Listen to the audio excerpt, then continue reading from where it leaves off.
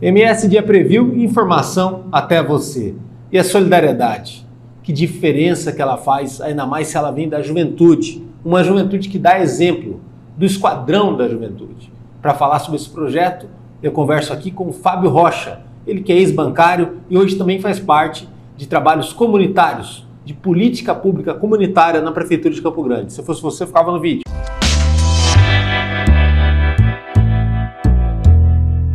Seja bem-vindo, até que enfim, né? Já estava faz horas para trazer você aqui, principalmente pela ascensão que você tem tido na vida pública e que tudo começou com um belo projeto, um ótimo projeto, um ótimo trabalho, que é um exemplo para a sociedade do Esquadrão da Juventude, né? Que mostra o quanto que pessoas unidas, ainda mais jovens, podem fazer diferença, né?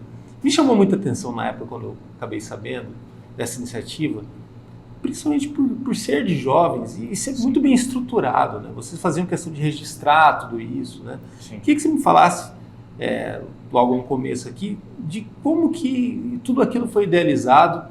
Eu tenho certeza que também tem um movimento religioso por trás, né? O que dá uma sustentabilidade maior para o compromisso, porque a gente sabe que terceiro setor, quando ele não tem esse suporte da igreja, de alguma igreja, de algum processo religioso, ele começa e depois termina, não tem sequência. Não foi o que aconteceu com o Esquadrão da Juventude, que está aqui até hoje. O Esquadrão da Juventude, ele era uma incógnita para muitos, né? Eu falo que eu repito um pouco a história do meu pai, mas segmento diferente. Meu pai tinha uma merceariazinha na periferia. Quando ele começou, as pessoas falaram que a merceariazinha dele, o mercadinho dele, não ia durar 2, 3 meses, e ele durou 30 anos na região.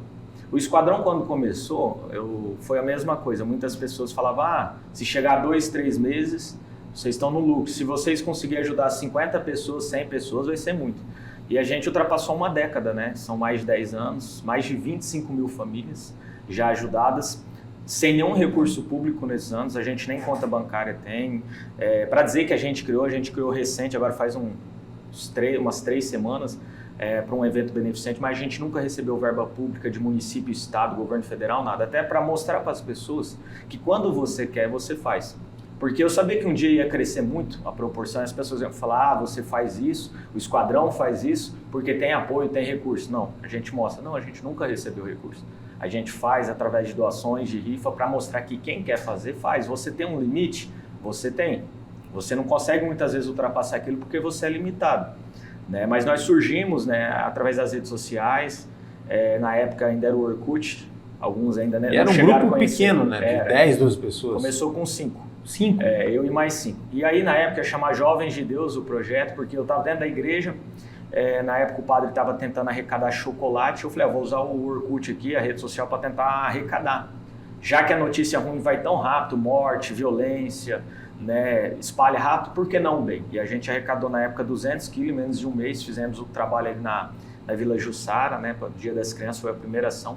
E os 5 primeiros voluntários que veio, um foi da igreja pentecostal, outro da adventista, outro da assembleia, outro espírita e eu católico. Então era um de cada religião. Então eu não cheguei a vincular uma religião. Mas todo mundo tinha uma atividade assim de ser alguém que frequenta alguma coisa, né? Tem responsabilidade. A gente não tem vínculo com a religião, mas nós levamos sempre a palavra de Deus, sempre, queira ou não, amor ao próximo é um dos mandamentos de Deus, amar o teu próximo como a ti mesmo. E não existe fé sem obra. Então a gente acabou fazendo esse trabalho e uniu pessoas de todas as religiões. Então a gente não tem assim uma igreja fixa, são pessoas de todas as religiões, mas que acreditam em Deus, que levam um pouco de amor, de carinho, né, ali na comunidade.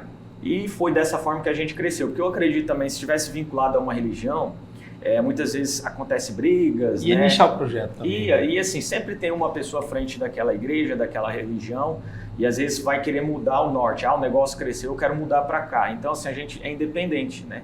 A gente estuda através das redes sociais, pessoas que acreditam em fazer o bem, é simples. Fazer o bem, eu falei igual um time de futebol. Se todo mundo for goleiro, não sai gol lá na frente. Então a gente tem cada um escalado na sua posição, pessoas que ajudam na divulgação, pessoas que ajudam a ir na campo, pessoas que ajudam na arrecadação. Então é dessa forma que sempre funcionou. E um detalhe, a juventude que eu me refiro não é da idade. Porque hoje eu tenho jovens de 70 anos que são voluntários, de 60, de 50, jovens de 40 anos, de 20, de 18, menor de idade. Então a juventude é aquela que eu falo que está dentro da gente, que é a vontade de fazer. Lembra quando a gente tinha uns 18 aninhos, ali uns Vontade de anos transformar, atrás, né? Que você quer desbravar o mundo? Então essa é a vontade que a gente precisa para você Então, essa superar. ousadia, vale a pena lembrar lá de trás do começo, quer dizer, começa com poucas pessoas e vai para grandes desafios. Essa primeira arrecadação que você fala é uma arrecadação grande, significativa para uma instituição que está começando. Mas também vocês foram atender, inclusive, no caso, morador de rua. E atender, assim, não só de dar comida, de também saber a história deles, saber de onde que vieram, como estava a situação da família. Sim. Às vezes tentar reverter o que até o poder público tem praticamente desistido, né? E aí o que a gente tem visto é um aumento muito grande em Campo Grande aí. Falam que é por conta do desenvolvimento, do crescimento, mas o que a gente tem visto é um aumento da miséria, da pobreza muito grande. E se a gente largar a mão, aí que piora a coisa, né? Porque aí o crime organizado, a droga toma conta, né?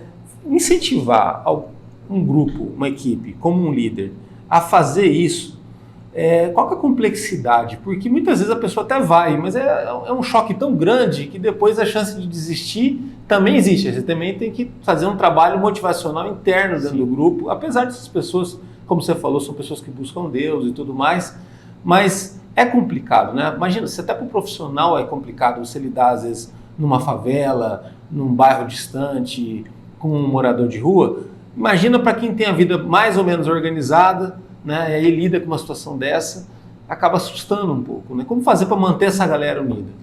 Mexer com pessoas, eu sempre falo que não é fácil, é uma dádiva de Deus. Para você ser um maestro, né?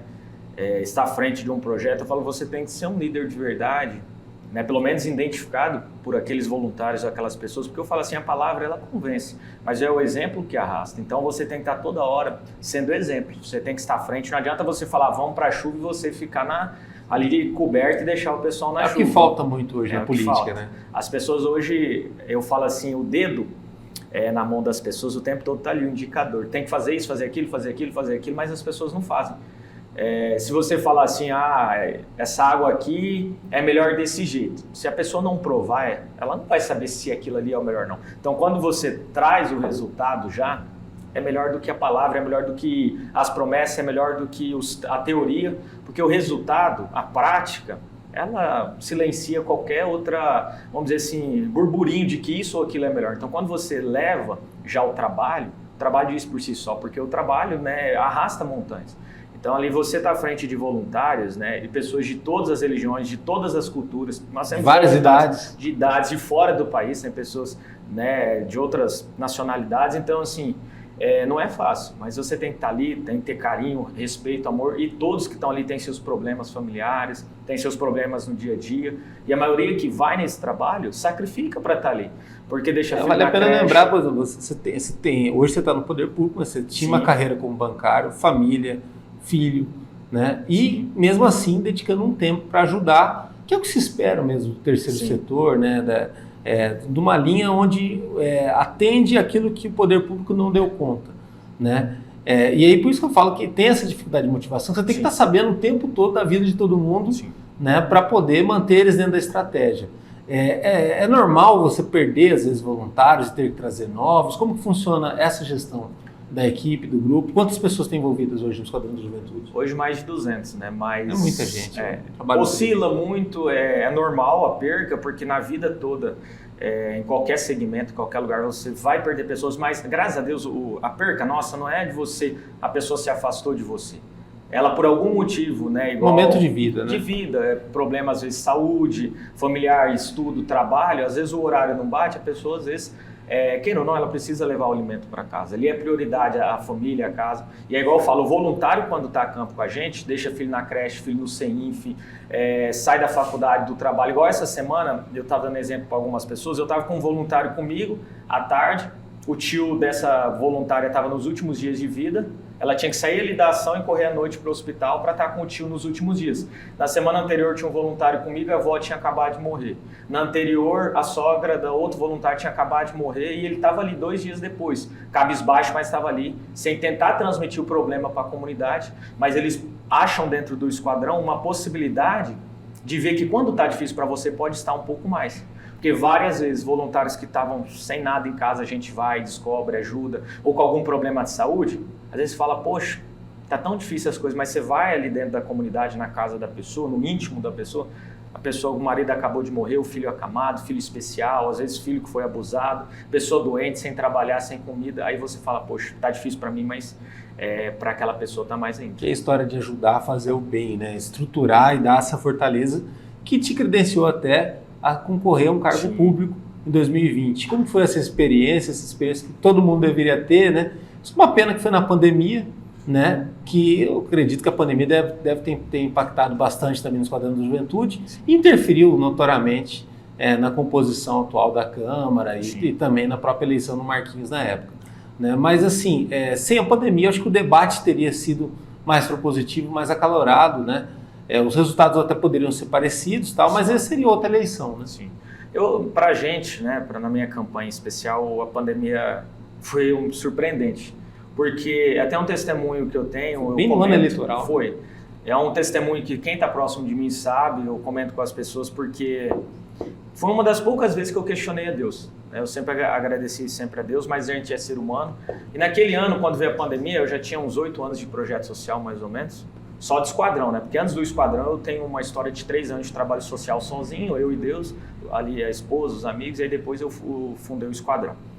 E aí quando veio a pandemia eu falei, poxa... Vale lembrar que você tinha uma vida tranquila, sim, tipo assim, trabalhando, atendendo, empresarialmente só desenvolvendo. Você podia ficar bem quietinho no teu canto, como muita gente fica, mas sempre caçando esse problema de tentar ajudar o próximo. O trabalho social ele não é fácil, porque ele desgasta muito, principalmente mental. Porque você o apoio da família também nisso, né? Aí a família sofre, a esposa cai cabelo, a mãe sofre, o pai sofre, porque você traz o problema.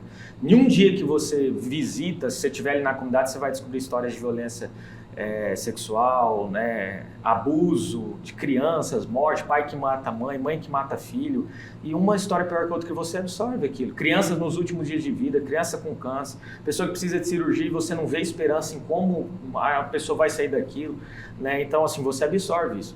Mas a pandemia em específico, quando começou, eu falei assim para Deus, eu lembro que eu falei, poxa, meu Deus, logo no ano da eleição, eu falei assim, vai morrer tantas pessoas, a gente não sabe se tem cura, a gente não sabe se tem vacina, todo mundo está indo para dentro da casa. Eu falei, minha força sempre foi o trabalho, né? Porque eu nunca tive dinheiro em campanha, de campo, eu nunca tive dinheiro em campanha. Para ter a votação que eu tive, tem cara que gasta milhões. Eu não gastei praticamente nada, nem material direito eu tinha. Então eu falei, poxa, meu Deus, minha força tá no trabalho de campo, tá no olho a olho, sempre tá ali próximo das pessoas. E aí quando começou eu falei para Deus, e agora? E aí foi onde, no meio da pandemia, né, a maioria dos candidatos se escondeu, as pessoas se esconderam e os problemas continuaram. Foi quando o meu telefone tocou 3 dias depois disso daí, uma pessoa querendo doar alguns alimentos, frango, né? E aí eu escolhi a região noroeste, foi a primeira ação. Ele só me pediu uma coisa, eu posso levar meus filhos para ver a realidade? Porque eles estão aqui em casa e reclamam do alimento, da roupa, das coisas. E aí ele levou, fizemos as ações e depois levei as crianças dentro dos barracões para ver. Depois daquilo ali, as crianças chegaram em casa, começou a juntar roupa, mochila, as coisas, e o pai ficou feliz. Lavar a louça. E aí, através disso, depois desse dia, o pai dele e o irmão começou a doar para a gente todos os sábados 1 tonelada de frango. Foi onde nós doamos na pandemia 13 toneladas, né, se eu não me engano, de frango. E quando eu falei para Deus, que eu falei, poxa, meu Deus, vai parar meu projeto. Na verdade, Deus estava potencializando. Em 6 meses eu bati o que eu fiz em 8 anos. Quando eu falei para Deus que, poxa, meu Deus, o Senhor vai me fechar as portas, eu não vou poder mais ter contato com as pessoas. Ele fez por sábado eu conhecer o que eu talvez conheceria em 2, 3 anos, eu conhecia por sábado. Eu tinha contato com mais de 1000 pessoas por sábado ali, porque as pessoas se esconderam e a gente estava ali. Tinha pessoas de risco em casa, bebê pequeno. Você se arriscou também, né? Bastante. Sim, né? E nenhum pegou Covid durante a pandemia. E a gente tinha contato com mais de 1000 pessoas, estava de máscara, luva, mas com medo. A gente falava, se a gente pegar, será que a gente vai partir? Não vai? Porque a gente estava vendo gente das nossas famílias morrer.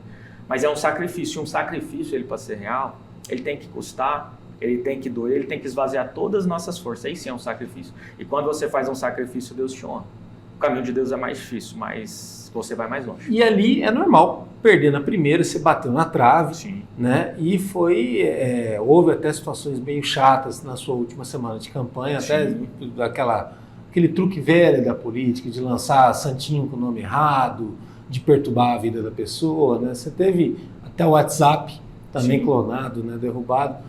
Como que foi também lidar com esse outro lado, você querendo ajudar, querendo fazer o bem, unindo toda uma rede de pessoas para fazer um propósito diferente, e aí é prejudicado pela própria política. E aí você viu o outro lado da política, que também de certa forma é um batismo, né? Serve para acordar um pouco também e entender também que não adianta só se preocupar, infelizmente, com a parte da sociedade. Você também tem que se preocupar em se defender, e aquilo te amadureceu de certa forma, né?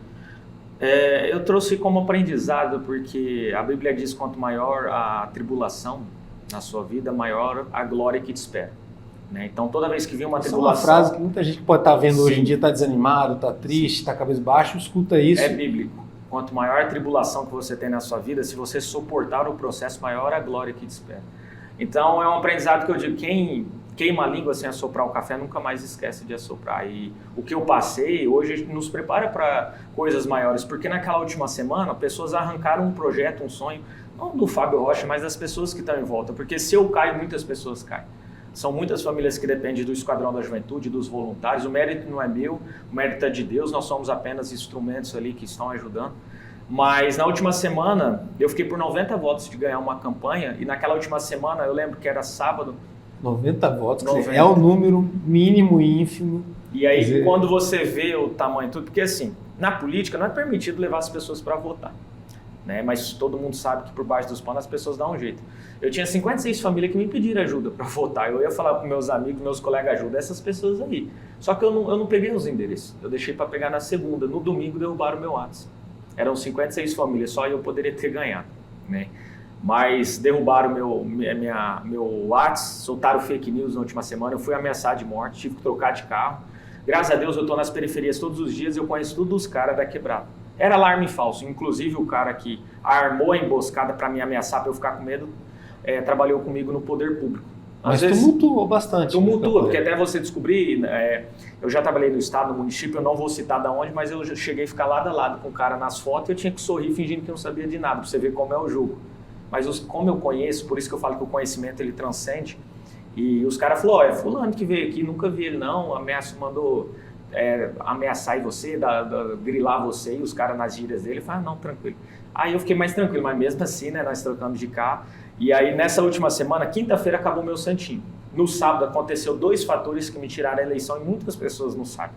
O primeiro, eu já esperava e falava para as pessoas: vai vir compra de voto pesado nos bairros mais fortes. E eu tenho meus 3 bairros mais fortes, né, que eu estou ali com mais frequência. E aí eu falava para as pessoas: você tem 2 opções quando alguém te oferecer dinheiro: ou você não pega, ou você pega e vota em outro. Porque ninguém trabalha o mês inteiro, pega o seu salário no começo do mês e sai jogando na rua. Imagine um político, você acha que é do bolso dele? Não é.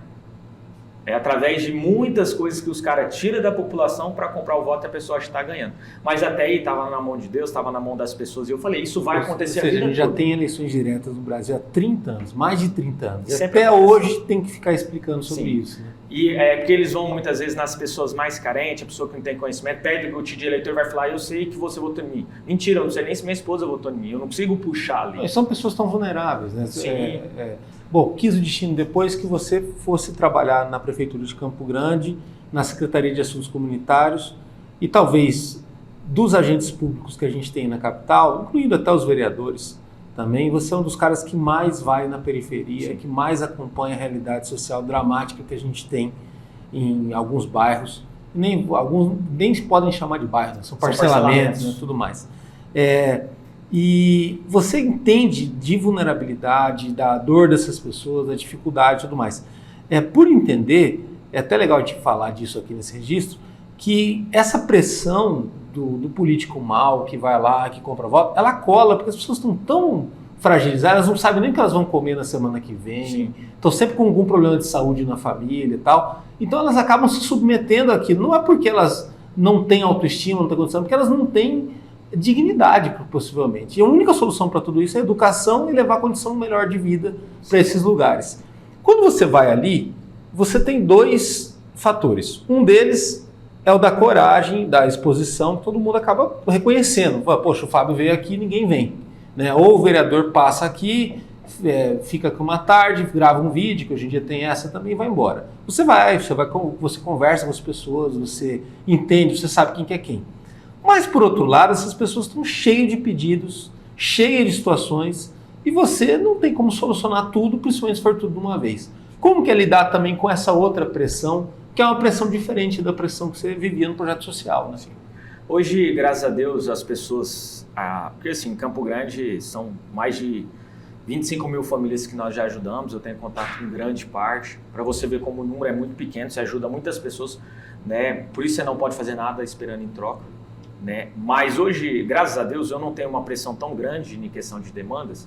Eu tenho na questão pública, né, a melhorias ali para os bairros, a gente vai, conversa com os secretários, que são pessoas que nos atendem muito bem, graças a Deus, melhoria para os bairros. Falamos na Secretaria de Obras, atende ali o bairro, precisa de sinalização, fala na Getran, questão de meio ambiente na Semadur. Então a gente sempre resolve essas questões. Hoje a maior demanda é saúde e questão financeira, dinheiro. Então o dinheiro eu me livro muito bem, porque nesses anos eu nunca ajudei ninguém com dinheiro. E dificilmente vou ajudar, porque eu sou contra você chegar com dinheiro.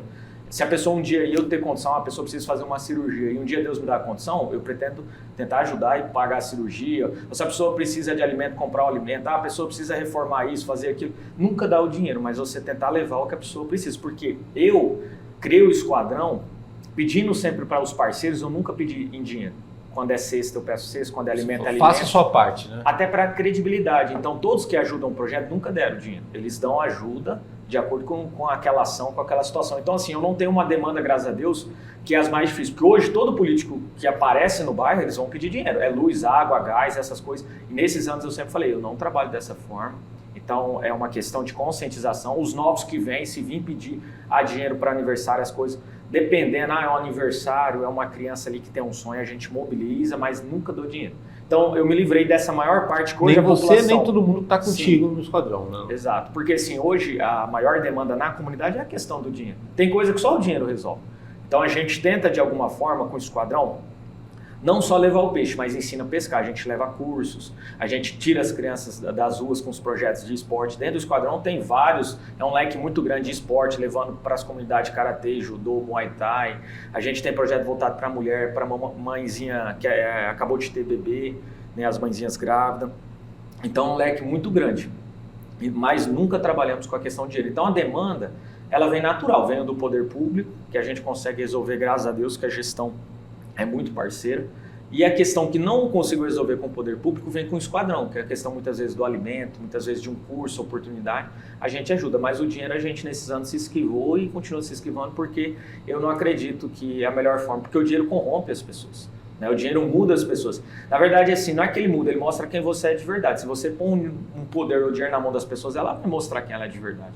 E a chance de virar as costas para você é muito grande, porque você conseguiu o que precisava. E esse trabalho comunitário em Campo Grande, nos bairros, nas regiões mais sofridas, menos favorecidas, como que ele está funcionando hoje? Como que é também lidar também com a interlocução dessas áreas, desses caminhos? Porque tem muita gente que tenta fazer a diferença na sua região e que precisa ser olhado, precisa dessa atenção, né? E aí o poder público, na perna que tem, tenta fazer isso aí. Mas chegar numa região e já ter algo minimamente organizado em prol do pessoal que está por ali, já faz alguma diferença, né? Muitas vezes as pessoas também não podem ficar esperando demais as coisas acontecerem, né? Sim.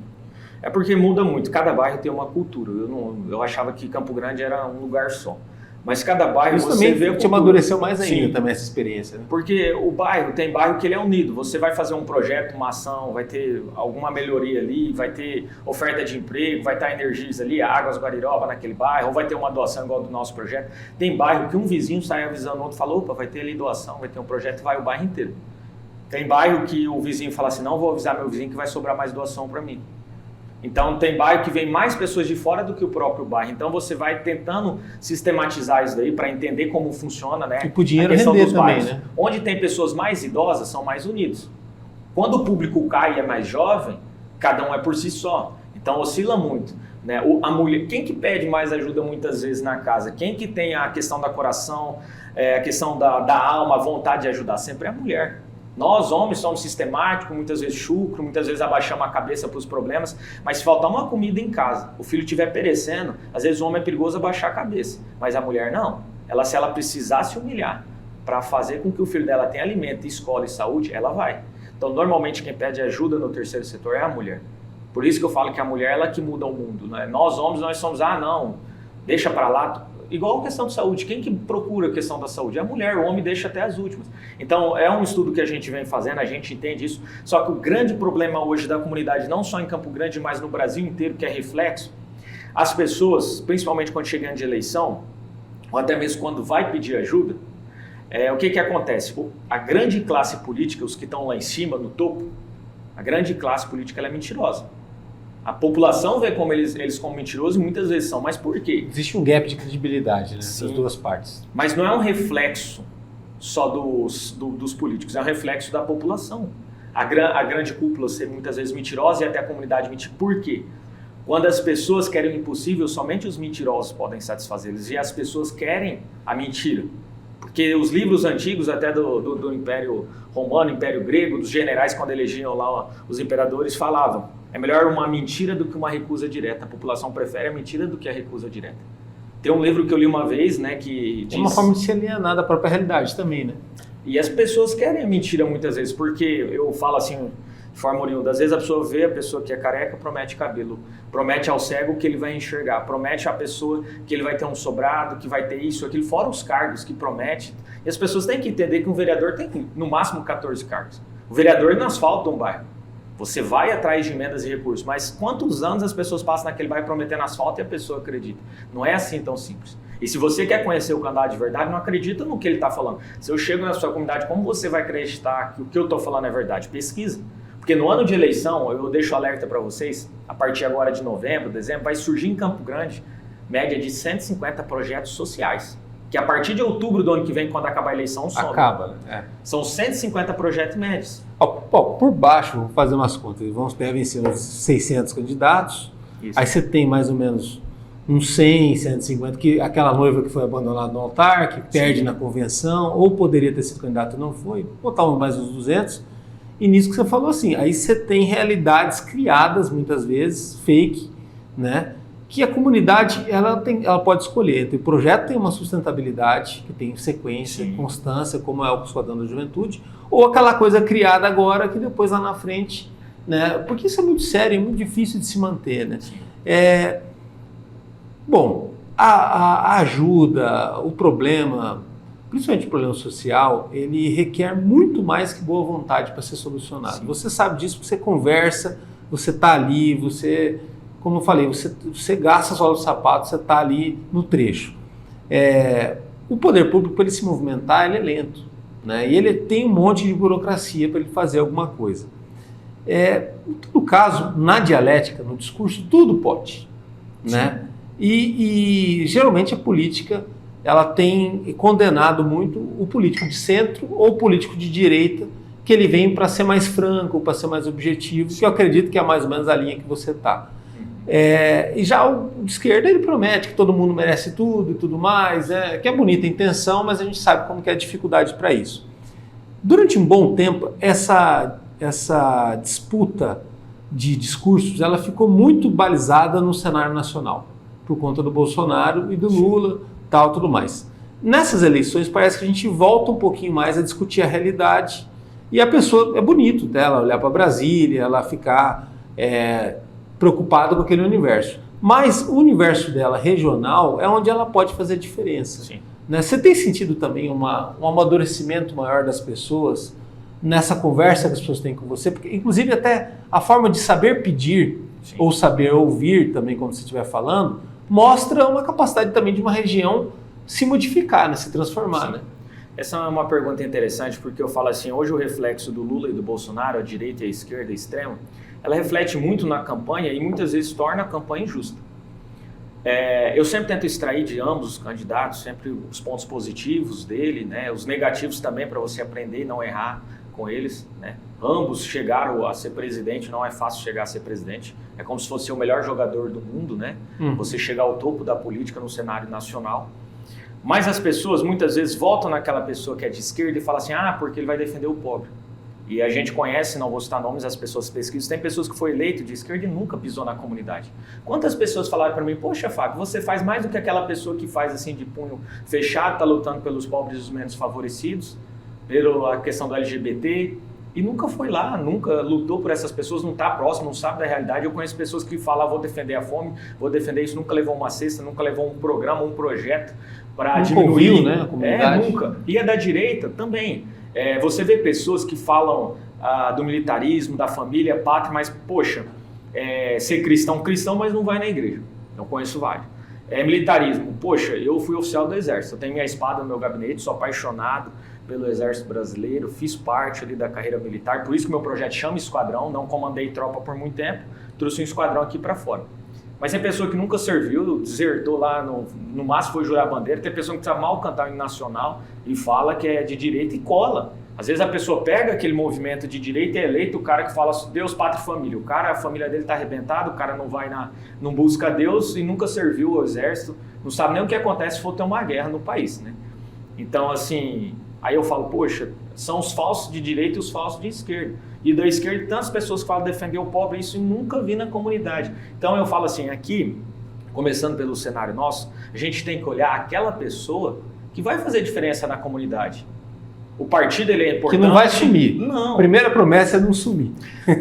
O partido eu falo assim, ele é importante, mas hoje eu não fico brigando muitas vezes pela direita, pela esquerda, eu fico brigando pelas famílias, pelas crianças, porque eles que precisam de ajuda. Muitas vezes quem está lá no topo não sabe nem quem está aqui existe. E a gente vai ficar perecendo porque muitas vezes a gente briga. Claro que você tem que defender seus ideais. Eu gosto mais daqui da questão da esquerda, da direita, defenda, tudo bem. Mas olhe em primeiro lugar o seu candidato. Aquela pessoa que você tem acesso, aquela pessoa que com o decorrer dos tempos se manteve a mesma pessoa, né, que está próximo de você, independente de onde ela chegou. Hoje eu sou o primeiro escalão da prefeitura, né? Hoje eu sou secretária adjunta aqui no município e nunca mudei minha essência. Para mim isso não faz diferença como pessoa, faz diferença, claro, você está na frente de um cargo e ajudar as pessoas, mas eu não sou.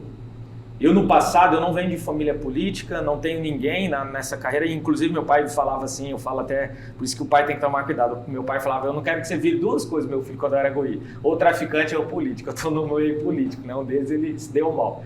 Mas assim, muitas pessoas nesses anos eu fui pisado, fui humilhado, passando por alguns setores até chegar onde eu cheguei, e lá atrás, pessoas que me pisaram, hoje eu sou chefe delas. Né? Tanto governo, que eu passei por tantos lugares, e eu falo assim, às vezes aquela pessoa que está limpando ali minha sala, a pessoa que está limpando, está fazendo o cafezinho, a pessoa que trata, essa pessoa pode ser seu chefe. Não menospreze as pessoas. E a gente tem que torcer para que essas pessoas cresçam. O mundo é um ciclo, se você plantar o bem, você vai colher o bem.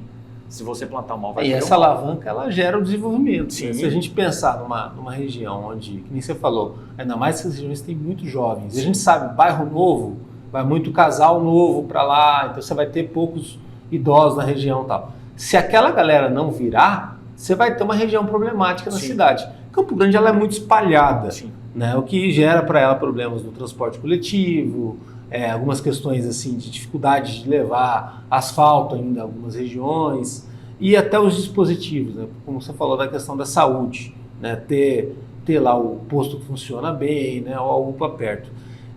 Você é a favor de uma descentralização maior da prefeitura, de repente a gente ter subprefeituras, ou a máquina é boa, ela está aí, basta ela funcionar bem, que a coisa chega e funciona. A prefeitura atual, a Adriane, tem tentado ir nos bairros mais, né? Até inclusive com aquele projeto Todos em Ação, né? E cobrado bastante o secretário aí. A PSUAS que existir hoje já é um grande efeito disso, né? Porque é uma coisa que não existia, é uma ferramenta que a prefeitura não tinha para chegar aos bairros. E hoje o líder comunitário ele tem um acesso no centro de Campo Grande para ter essa interlocução contigo e também com o secretário titular, mas principalmente vocês são cobrados para estarem nos bairros, né? O tempo todo. A prefeita ela cobra muito da gente, né? Incansavelmente, puxa a orelha nossa, para a gente estar na comunidade. Ela tem essa visão diferente de você estar na comunidade, de você estar ali. Eu sei que qualquer gestor que passar à frente da prefeitura sempre vai ser criticado. Eu aprendi isso. Se você não faz, você é criticado. Se você faz, você é criticado. Então é melhor ser criticado fazendo igual a prefeita faz. É a primeira prefeita mulher, né? Aqui da capital. Então, assim, ela cobra muito a gente estar no bairro. Eu acho que, assim, os subprefeitos já existem aqui em volta, né, da prefeitura, né? Inclusive alguns colegas nossos. Mas a máquina, a prefeitura, ela... Eu acho que não precisa descentralizar, eu acho que precisa sempre... Então fica gasta mais. Fica e assim, basta na questão do gestor. A Adriane Lopes, ela está há pouco tempo à frente E em pouco tempo você vê a questão da reforma das escolas, né? O que não reformava em anos, ela reformou agora em 1 ano e pouquinho, 2 anos, acho que já mais de 16, e falta só 8 CENIFs, né, serem reformados. Ela está levando essa manutenção para a guarda municipal, os postos das guardas municipais. Então ela está lutando. Saúde também, né? Saúde, a reestruturação deles. Então assim, ela está lutando, cobra muito da gente. E centro comunitário também tem pedido para reforma? Porque muitas vezes assim, se o centro comunitário estiver muito baleado, muito bagunçado, o pessoal já não se reúne ali e às vezes fica mais complicado também para a gente ter projetos locais, né? Sim. Os centros comunitários, eles procuram muito, né, a SOASC. A SOASC, na verdade, ela é o caminho mais curto entre todas as secretarias, né? A gente está em contato com todos. Então, ela é uma pasta de articulação, né? Isso, por isso que chama SOASC, Subsecretaria de Articulação Social e Assuntos Comunitários. Então, a gente sempre está em contato com todas as secretarias, a Adriane tem essa visão. Só que a gente vem nesse trabalho de regularizar as associações. Muitas não estão regularizadas, vem regularizando para receber emendas, porque tem emenda de vereador, deputado estadual, federal, senador, né? E poder fazer um trabalho melhor. Então a gente está nesse trabalho, a Adriane tem essa visão. Só que eu falo assim, nesses anos, desde que eu entrei na prefeitura, eu observei algumas coisas. Vou dar um exemplo sem citar nomes. Às vezes a rua daqui, eu já vi em vídeos, né, até de campanhas anteriores, às vezes o morador fala, poxa, minha rua nunca foi melhorada, olha o jeito que tá aqui tudo esburacado, tá lá e reclama, tem o vídeo, inclusive tem em alguns lugares aqui da capital, muito conhecido, do mesmo morador, né? Tá reclamando, e aí na hora que começou a pavimentação, arrumar a calçada, ele o mesmo cara vídeo. fala, olha só essa bagunça, tá aqui quebrando toda minha rua, o carro não sai nem direito. Então assim, quando não tava, ele reclamou, quando fez, reclamou. Então a população também tem que entender o que ela, muitas vezes ela quer. E assim, tudo tem um custo, né? Para fazer, as pessoas vão reclamar. Igual eu falei, se você não faz, você reclama. Por isso que eu sempre escolhi, a prefeita sempre fez, e ela prefere fazer, e ela sabe que vai ser criticada, como qualquer gestor, seja onde for, seja deputado, vereador, vai ser criticado. Mas é melhor ser criticado fazendo do que, igual muitos que são criticados, e todos de praxe faz o seguinte, fui eleito, o primeiro ano apareço os 3 meses ali, né, isso do vereador até muitas vezes um presidente da república. E aí, faltando 1 ano para a eleição, acelera o processo, faz o trabalho. E as pessoas, grandes pessoas que já foram governadores aqui, prefeitos, me falaram assim, Fábio, as pessoas esquecem quem está há 4 anos e lembra do que apareceu na última semana. Esses que são valorizados. Então, enquanto a população não mudar e ver todo um trabalho e lembrar só ali da última semana, porque a mídia vai mostrar o que ela quer, vai mostrar promessas, é o que eu te falei, as pessoas querem a promessa, muitas vezes querem a mentira. Então, o cenário vai ficando desse jeito, né? Porque as pessoas lembram do último que apareceu. Se você ver, eu vou dar um exemplo pequeno, o projeto. Só no ano da eleição, com o Esquadrão, nós ajudamos quase 10 mil pessoas.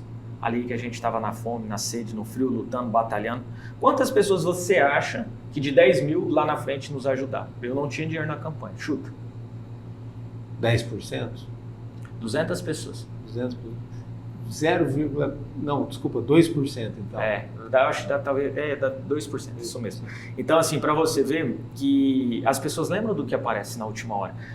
Esquece aqueles que estão lá o tempo todo, porque é muito mais fácil. Todos os políticos falam, os que estão em mandato, vereadores, deputados. Se eu entrar, se eu for e eu sair usando a estrutura que eu tenho para ajudar as pessoas, eles falam, eu guardo boa parte desse recurso. Chega no ano de eleição, pega aquela família que você ajudou durante 4 anos, contrato ela e ela vota em mim. E é uma realidade. Dificilmente isso Porque aquela família, bom, aí no caso é a política, aquela comodidade. Se tudo continuar estragado e difícil, lógico que aquele pessoal que passou dificuldade há 4 anos atrás vai continuar passando lá na frente. Agora, é uma responsabilidade a mais você ser promissor e ser alguém na nova política vindo da juventude. Sim. Quando eu falo da juventude, você simboliza também uma mudança e inspira muito a uma faixa etária que geralmente acaba indo para a abstenção. Infelizmente a gente sabe que o jovem lá até 45 anos, até 30 anos, ele geralmente às vezes escolhe não votar porque ultimamente, ainda mais com a rede social, deixa para decidir muito tarde o voto. Antigamente esse voto do jovem ele era até influenciado pelos mais velhos, pelos avós, pelos pais ou pela mídia. Hoje acaba indo para a abstenção, e a abstenção a gente sabe que quantas pessoas, como que mudaria o resultado do pleito se a abstenção fosse um pouquinho menor. Sim. Né? esse trabalho, essa paciência também de conversar com o jovem, principalmente nos bairros, explicar para ele que ele pode mudar a realidade dele, né? Você que mudou a sua realidade, estudou, trabalhou, correu atrás, tal, mas para essas pessoas muitas vezes existe um desalento, existe aquela coisa, olha, eu não vou sair disso aqui, fica muito difícil, né? E aí é um caminho também longo. Como fazer isso também, de certa forma, sendo que hoje em dia na Prefeitura de Campo Grande você tem curso de graça, você tem aí a FUNSAT dizendo que sobra vaga de trabalho, você tem empresas de fora vindo para cá, você tem, de certa forma, até muito incentivo, até no caso psicológico, para quem precisar, para poder ir atrás e buscar o futuro, buscar um caminho. Ficar parado é o que não resolve, né? E de energia, você pode falar que você ainda consegue achar tempo ainda para fazer um projeto social. Mas lidar com a cabeça do jovem não é fácil. Como fazer isso? Como que é também esse trabalho extra que você faz, né? De, às vezes, numa casa que tem vó, avô, pai, mora todo mundo junto ali, você olhar para o jovem e falar, cara, é você que é a esperança desse lugar aqui, eu sei que eu posso dizer, porque a gente precisa de você em Campo Grande. É uma cidade que está vindo em rota bioceânica, muita coisa aí. E parece que se ela não se aprumar, vai vir jovem de fora para tomar conta aqui. Eu falo que sempre trabalhar com jovem, né, é uma luta a mais, né? O jovem hoje é o futuro da nossa cidade, do nosso estado, do país.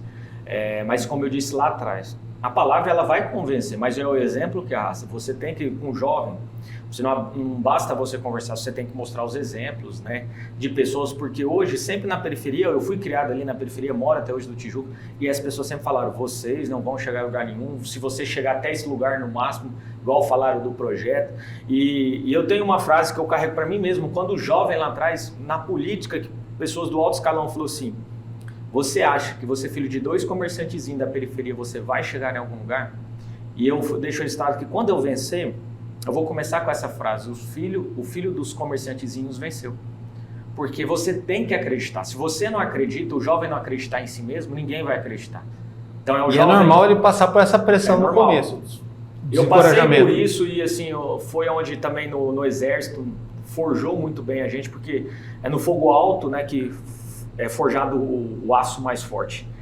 Os tempos difíceis que fazem pessoas fortes. Então você tem que passar por isso, isso vai acontecer, as pessoas te jogar para baixo, mas a gente tem que ser, e eu falo, eu sou igual o pão, quanto mais me bater, quanto mais me amassar, mais eu vou crescer. Eu trago esse ódio, às vezes a raiva, porque as pessoas falam para o jovem, você não vai chegar. Hoje, eu nem esperava nesses anos, porque eu nunca tive ninguém na política, família, ninguém. Eu sou o secretário adjunto, secretário mais novo, do primeiro escalão da prefeitura, mais novo, até mais novo que o da juventude, né? E a diferença é grande ainda. Então, assim, não sei desses últimos anos, se eu fui um dos mais jovens, né, da década, eu acredito que sim, porque hoje os secretários têm 40, 45, 50 e por aí vai. E Deus me deu essa oportunidade, porque eu acreditei de onde eu vim, né, os ensinamentos que meu pai me passou, minha mãe me passou, e o jovem, ele tem que acreditar em si. E saber que independente de onde você está, só está lá porque é um jovem bem amadurecido, sim, bem experimentado, de ajudar os outros, de liderar, né, de ser pai de família também.